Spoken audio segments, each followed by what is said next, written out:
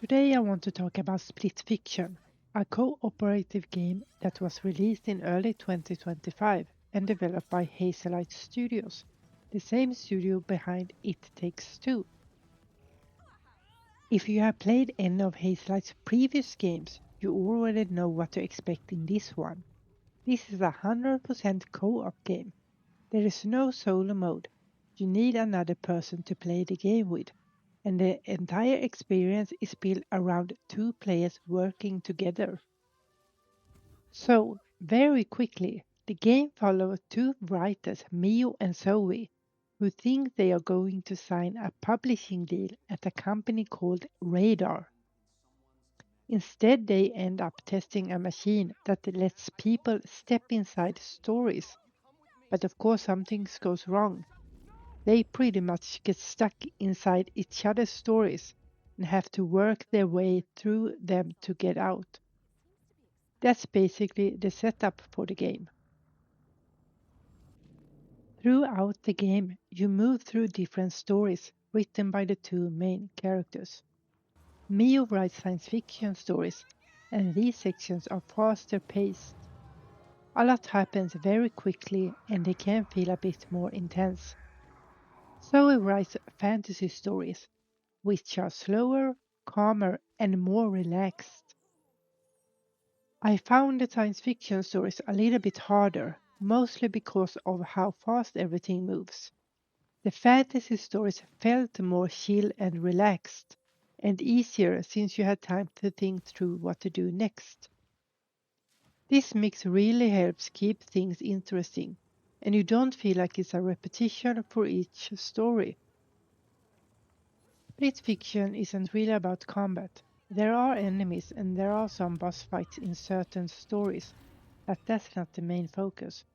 Most of the game is about solving puzzles and finding a way out of the machine.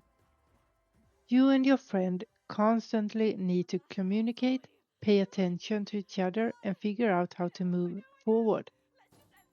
The puzzles aren't very difficult overall, but sometimes you need to stop and think for a moment.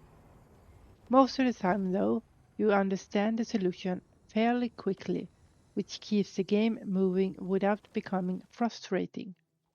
What impressed me the most was the creativity in the game. Every time a new story started, I found myself wondering what the game was going to do next.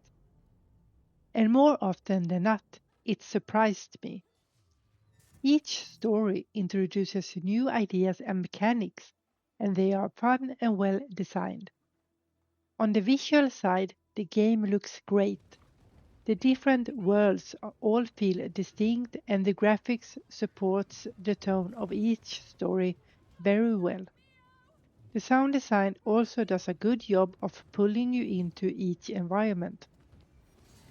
One thing to mention is that the game is best played with a controller rather than mouse and keyboard. If you're not used to playing with a controller, some sections, especially ones where you need to aim and move at the same time, can feel a bit tricky at first. That said, it's manageable and you do get used to it. The game is played entirely in split screen, meaning both players are always playing at the same time, but maybe seeing different things depending on the story. This works really well for co-op and reinforces the feeling that both players are equally important. My main issue with this game as a casual gamer is that you're kinda dependent on the person you started the game with. You can replay chapters or start over with someone else, but the game really works best if you play it with the same friend from start to finish. It's something you should keep in mind when you begin. Make sure the person you start playing with actually has time to finish the game with you. The game does give you options to continue from your last save, start over, or select specific chapters, which helps, but is still worth thinking about. One thing that absolutely deserves praise is that only one person needs to buy the game. You can buy Split Fiction and invite a friend to play with you. even if they don't own the game themselves. That's a huge plus for a co op experience like this, and it's something Hazelight really deserves credit for. Overall, for me, Split Fiction is a 4 out of 5.